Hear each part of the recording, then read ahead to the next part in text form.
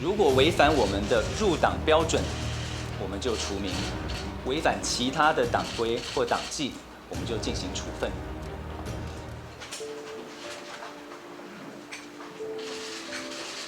大家早安。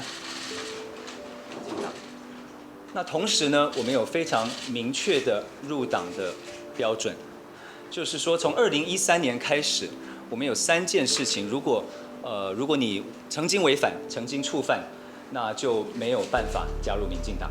那这3件事是：第一，你如果曾经参与组织犯罪、毒品危害，或者枪炮弹药违反枪炮弹药刀械管制条例。这是我们目前既有的规范。这次赵介佑的事件让我们看到有一些党员可能入党之后违反了我们入党的规定。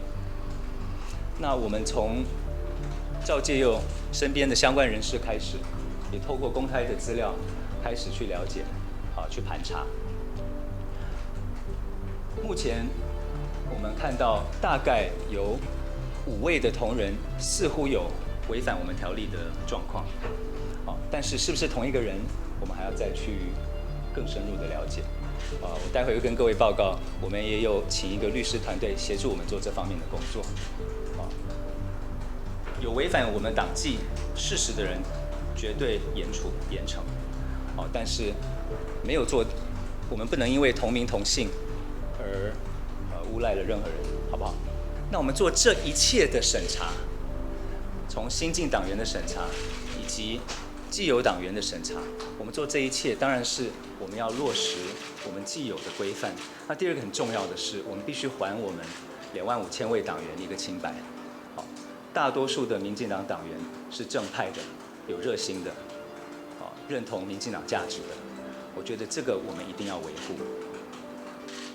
我心中是想要因应蔡主席的号召，希望更多新人参与党务，希望更多新血加入民进党。